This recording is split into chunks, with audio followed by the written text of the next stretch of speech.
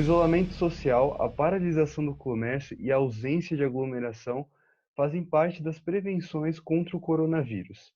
Apesar da crise não ser boa, houve mudanças positivas no meio ambiente por conta dessas medidas. E para a gente falar um pouco mais sobre essas questões que estão envolvendo o meio ambiente, trouxemos aqui um convidado especial que é geoceticista e biólogo e doutor em ciências pela USP. Estamos aqui com o professor Maurício Lamano. Tudo bem, professor? Olá, tudo bem, Eric? Tudo jóia? Maravilha. Bacana. Professor, para a gente começar, a gente vê que estamos vendo benefícios no meio ambiente por conta dessas medidas preventivas. Eu queria que você contasse para a gente quais são esses principais benefícios. Legal, Eric. Olha só, uma das recomendações que nós tivemos aqui no estado de São Paulo e, enfim, no Brasil todo, foi esse distanciamento social desde o mês de março, né? A cidade de São Paulo, ela é, sem dúvida, um dos maiores aglomerados humanos, né, do país, da América do Sul e do mundo. E aqui, essa medida de distanciamento social levou a uma diminuição da frota veicular nas ruas, né? A gente sabe, né, por muitos dados já publicados e os relatórios da própria CETESB, que a frota veicular ela é indubitavelmente a maior fonte de poluição atmosférica na região metropolitana de São Paulo. E com esse isolamento social, né, declarado aí pelas autoridades públicas, menos carros circularam na rua e com isso nós tivemos aí uma redução significativa dos contaminantes atmosféricos aqui na região metropolitana de São Paulo, né? Então, tem um trabalho da professora Maria Andrade, Fátima, que é uma professora lá do IAG da USP, inclusive foi minha professora. Ela mostrou que do dia 15 ao dia 28 de março teve uma redução de até 50% da poluição atmosférica na cidade de São Paulo, né?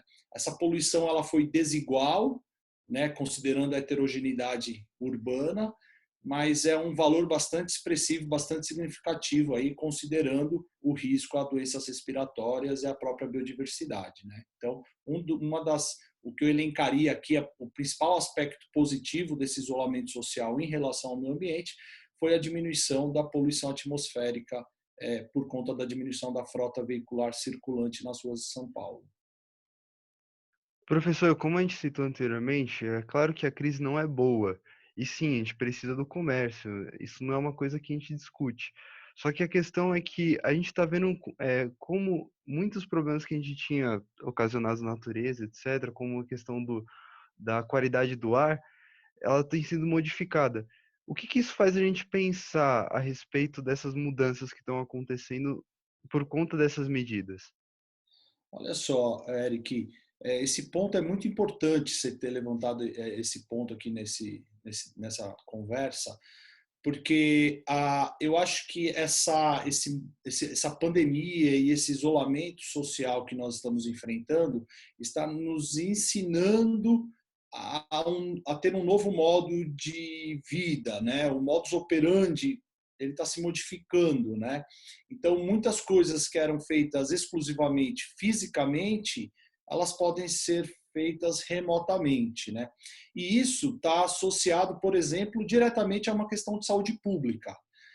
Pega, por exemplo, esse estudo aqui feito pela professora Maria de Fátima, ela mostrou que até 30% do material particulado foi reduzido com essa situação de isolamento social.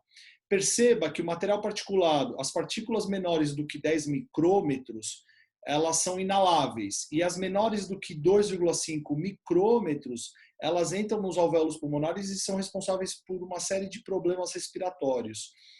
Perceba que uma redução de 30% é significativo em termos de saúde pública. Se pensar no risco que nós temos simplesmente por morar numa cidade que nem São Paulo, é, é, essa diminuição da frota veicular na rua, ela está associada a uma melhor qualidade de vida de uma forma geral. Então, o que a gente pode entender é que, claro, essa questão de isolamento social ela vai passar, os carros vão voltar a circular nas ruas, mas eu acho que ficam algumas lições aprendidas com isso, né? Talvez muitos encontros físicos eles possam ser reprogramados e talvez sejam lições que sejam perenes daqui para frente, né? Um novo modo de nós agirmos enquanto sociedade que talvez tenha vindo para ficar de vez mesmo, né? E talvez a gente nunca mais volte a ter alguns costumes que nós tínhamos antigamente, né? Por exemplo, muitas reuniões e muitos procedimentos, né? E até hábitos, como por exemplo compras, pode ser que a população passe a adotar esse novo costume, esse novo modo de fazer, da sua dinâmica, né, diária, da sua rotina diária, e eles passem, por exemplo, a contribuir para a diminuição, por exemplo, da poluição atmosférica na cidade. Agora, professor, quando a gente fala muito sobre essas questões que envolvem o meio ambiente de um todo, isso não é uma coisa nova, é uma coisa que está sendo aflorada por conta do coronavírus, por conta de tudo que a gente está vendo. E por conta disso, existem estudos e planejamentos, ideias, projetos, para que a gente possa, claro, não ter, que não vai ser possível ter os resultados que nós temos hoje por conta dessas prevenções contra o Covid, mas que possam sim ajudar bastante significativamente a gente a conseguir melhorar esses resultados, a terem uma média boa ali. Olha só, Eric, eu acho que existem algumas alternativas que são há muito tempo discutidas, principalmente no âmbito de políticas públicas, mas que talvez elas consigam sair do papel agora. Uma discussão bastante séria e muito polêmica para a cidade de São Paulo foi sobre os modais de transporte, principalmente quando se trata de alguns modais alternativos, né? Então, nós tivemos aí, alguns anos atrás, é, a, a criação de longas, né, de uma grande malha de ciclovias e ciclofaixas, que foi amplamente questionada pela população e pela mídia, enfim, e principalmente, né, pela classe política que fazia oposição ao antigo prefeito de São Paulo. Mas deixando as questões políticas de lado, o transporte, por exemplo, a bicicleta como mecanismo de transporte para a população é uma alternativa que evita aglomerações e ela ainda traz benefícios para a saúde física e mental das pessoas. Tudo bem que a topografia da cidade de São Paulo não é uma topografia que favorece, né, uma grande ampliação desse tipo de modal, né, da bicicleta como mecanismo alternativo de transporte. Mas existem muitas pessoas que estão predispostas a mudar esse padrão. A troca de um padrão cultural ela leva anos, ela não acontece em 2, 3, 4 anos, ela pode levar décadas a mudança de comportamento de uma população dentro de uma cidade. Então, eu tenho percebido em algumas vias da cidade de São Paulo que a prefeitura, a atual gestão, está arrumando algumas ciclovias que já existiam, acho que eles estão reformando, acho que está tendo esse incentivo, não sei ainda se por conta dessa questão de se pensar no mecanismo alternativo que evite aglomerações, como grandes transportes públicos de massa, mas essa ampliação e essa revitalização dessas ciclovias e ciclofaixas certamente é um mecanismo, é um modal de transporte que favorece, né, a qualidade de vida da população e ajuda a evitar aí aglomerações no transporte público de massa. Então, eu acredito que um debate que deve vir à tona nesse período pós-isolamento social é essa criação de modais que evitam aglomerações. Claro, o transporte individual ele evita aglomeração, mas ele tem uma carga de emissão de poluentes atmosféricos muito alta, que estão associadas a problemas na saúde pública, a problemas na biodiversidade, principalmente biodiversidade urbana, a aspectos associados a mudanças climáticas. Então, eu acho que essa é uma discussão, né, que deve vir à tona nesse período pós-isolamento social. Só para você ter ideia, o Eric, nós temos lá na região do campus do NASP, na região do Capão Redondo, a OMS, a Organização Mundial da Saúde, ela recomenda que num período de 24 horas exista por exemplo, até 25 microgramas de material particulado por metro cúbico de ar, num período de 24 horas. A estação de Osasco e Grajaú, elas ultrapassam 40 microgramas.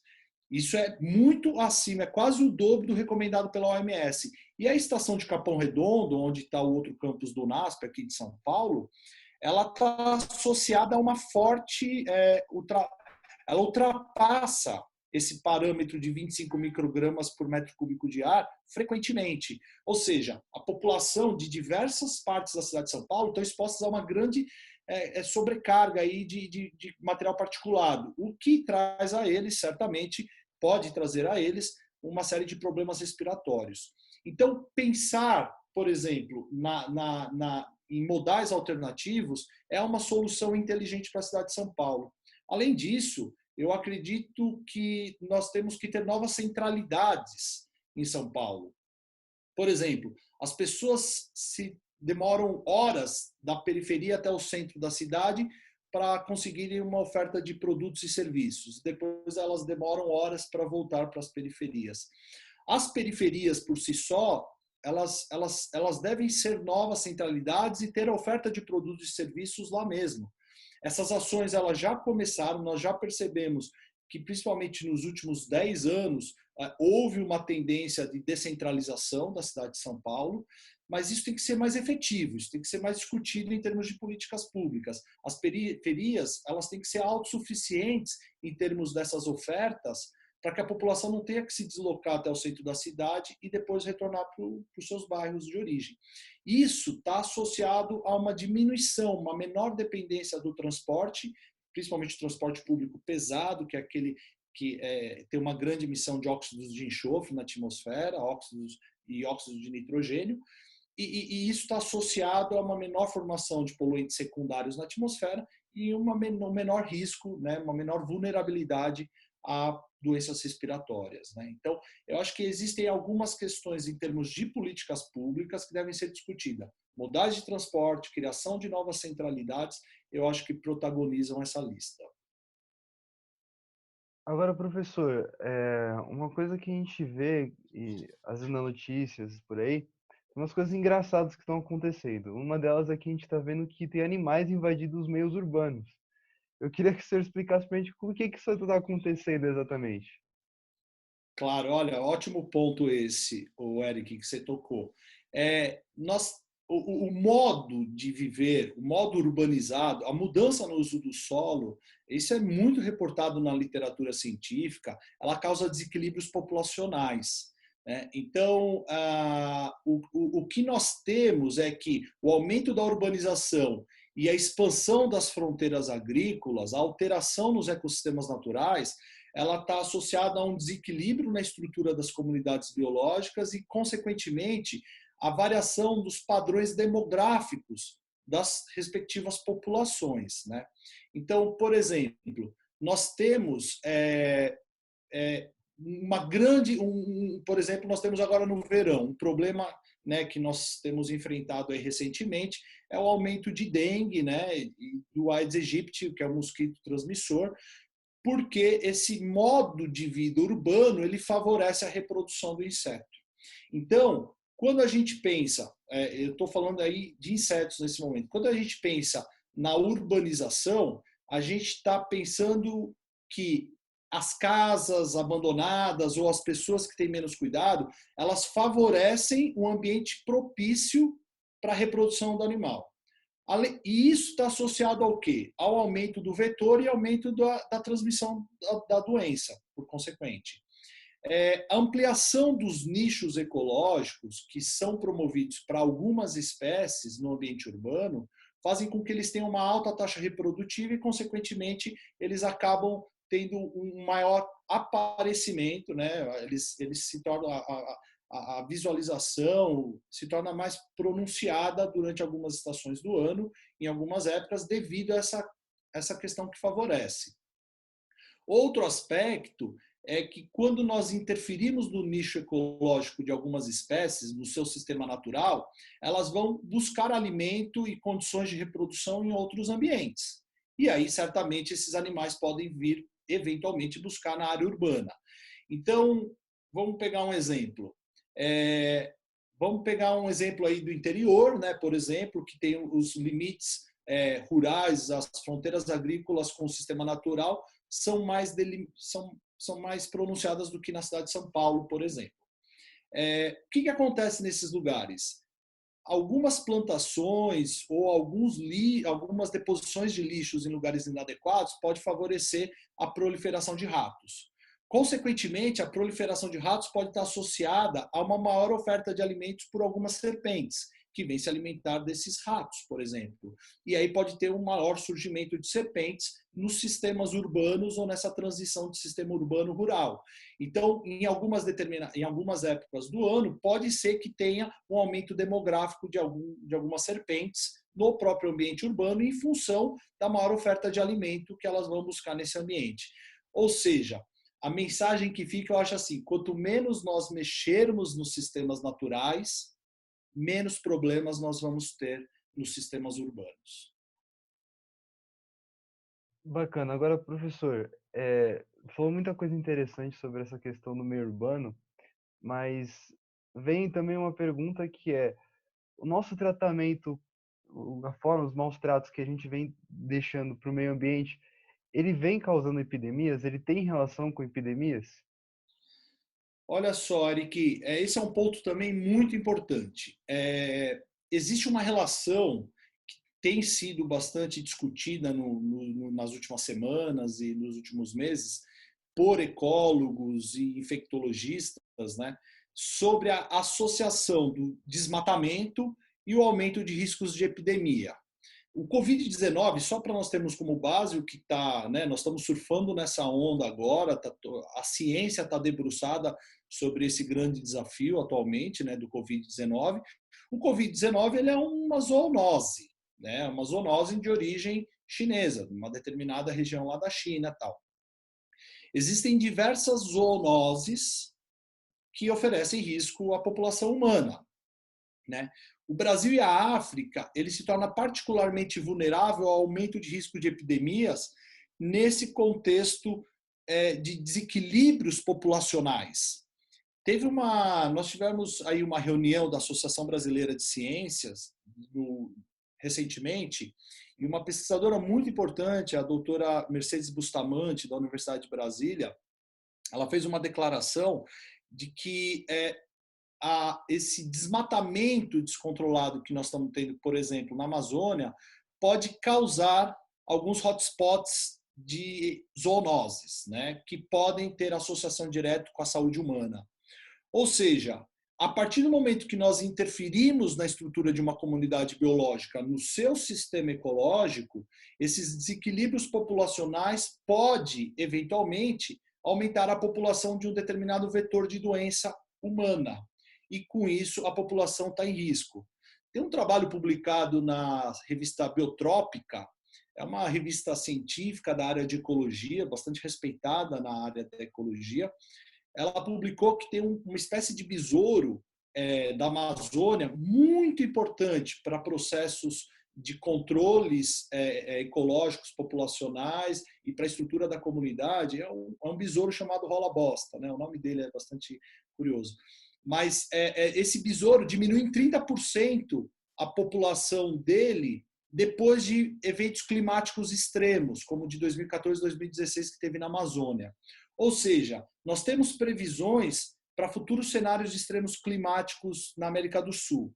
Existem alguns modelos bastante evidentes, com bastante inferência de mudança de extremos climáticos na região sudeste, nordeste e norte do país.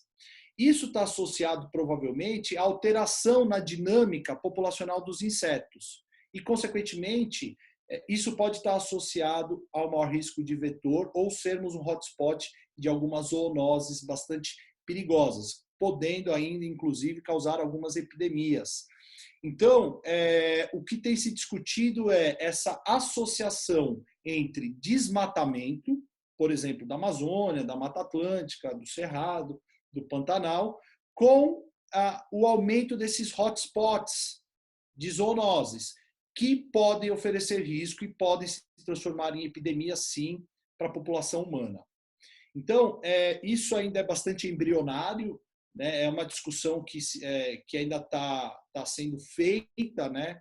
Já tem alguns trabalhos reportando, associando aí eventos climáticos extremos, taxas de desmatamento, com aumento de alguns vetores, animais vetores, né? de doenças transmissíveis para a espécie humana.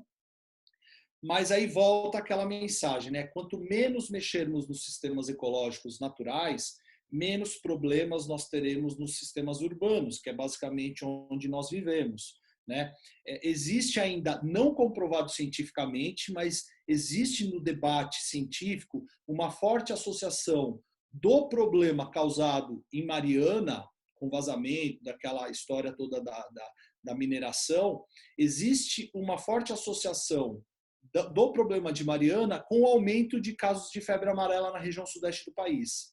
Isso ainda não foi comprovado cientificamente, mas existe essa associação, o que nos leva a entender que a interferência nos sistemas naturais pode oferecer grandes riscos à espécie humana, de uma forma geral. Professor, você falando isso, dá para perceber bastante como a gente está pagando um preço muito caro pela má forma de lidar com nossa natureza e também por outras questões sociais que a gente envolve, né? Por exemplo, quando você for de periferia, a desigualdade que a gente acaba tendo no nosso país acaba afetando mais, principalmente nesse momento, pessoas que são mais pobres que não têm condição de se prevenir. Agora, pós-pandemia, quais são as lições que a gente pode tirar? Você já falou algumas delas, mas citando as principais, quais a gente poderia tirar? Legal. Eu só queria fazer um comentário antes sobre essa questão da periferia. Nós, aqui do NASP São Paulo, no nosso programa de mestrado em promoção da saúde, nós temos um projeto que nós estamos avaliando a qualidade do ar por meio de biomonitoramento. A gente usa uma planta para monitorar a qualidade do ar e nós colocamos um monte dessas plantas no bairro do Panambi, Morumbi, que é um bairro, uma área com perfil socioeconômico mais elevado, é um bairro de pessoas que têm maior poder aquisitivo, poder de compra, uma condição socioeconômica melhor, e nós fizemos no bairro vizinho, caminhando lá para o Capão Redondo, onde as pessoas têm uma questão socioeconômica menos favorecida. E nós expusemos as plantas para avaliar a qualidade do ar. Nós sabemos que o Panambi e o Morumbi é uma área mais arborizada, consequentemente, tem o maior potencial de filtro dessa poluição atmosférica, dado que isso é amplamente reportado na literatura científica. Enquanto no bairro ao lado não existe tanta arborização na rua. Ou seja, só para nós queremos entender qual que é esse índice de contaminação em ambos os bairros, para a partir daí propor políticas públicas de arborização desse bairro que é socioeconomicamente menos favorecido. Então, é um projeto que nós aqui do NASP estamos desenvolvendo, junto com o IPEM, junto com a Uninove, com a USP, né? E nós aqui do NASP somos os responsáveis por esse projeto, para poder entender esse perfil de contaminação atmosférica. Voltando à sua pergunta, né? Saindo um pouco dessa discussão de periferias, mas voltando à sua pergunta, olha, eu acho que uma das principais lições aprendidas, eu acho que a principal lição aprendida é que nós temos que ter um projeto de Brasil, nós temos que ter um projeto de São Paulo e não um projeto de governo. Nós temos que ter um projeto de Estado, nós temos que ter uma política que pense na cidade de São Paulo, independente da gestão de 4 anos que governos e políticos vão ter de uma forma geral. Eu falo isso porque a questão da ciclovia e ciclofaixas foi amplamente questionada e hoje ela volta, né, protagonizando um mecanismo alternativo de diminuição da poluição atmosférica e de diminuição dessas aglomerações, como uma ótima ferramenta de transporte que beneficia a qualidade física e mental da população. Então, eu acho que essas discussões, esses projetos de município, projetos de Estado e projetos de país devem ser priorizados em propostas de novos governos. Eu acho que essa é a principal lição aprendida. Claro, existe uma série de desdobramentos, né? Por exemplo, uma participação mais remota nas nossas atividades diárias, etc. Eu acho que isso talvez seja uma lição que a gente vem aprender, o que vai trazer benefícios para a biodiversidade urbana, para a nossa saúde, para a saúde coletiva de uma forma geral. Mas eu acredito seriamente que esse projeto de cidade, esse projeto público, ele deve ser prioridade, ele deve ser protagonista dentro de ações dos nossos gestores públicos. Nós conversamos aqui com o Maurício Lamano, queremos agradecer a participação dele. Muito obrigado, professor, por estar aqui com a gente. Eu que agradeço, Eric, foi um prazer enorme e sempre que necessário eu estou à disposição. E você que nos acompanha aí pelo site ou pelo canal do YouTube da Unasp FM, lembra de curtir e compartilhar esse vídeo aqui com a gente, essa entrevista, e tem muitas outras aqui que nós estamos fazendo, que é para você acompanhar nesses momentos de pandemia e de coisas complicadas que nós estamos vivendo, mas a gente sempre traz conteúdos bons para que você possa estar com a gente aqui curtindo e também aprendendo. E juntos vamos aprender para fazer um mundo melhor também, né? Não é não, professor? Com certeza, Eric. Nós ficamos por aqui e até mais.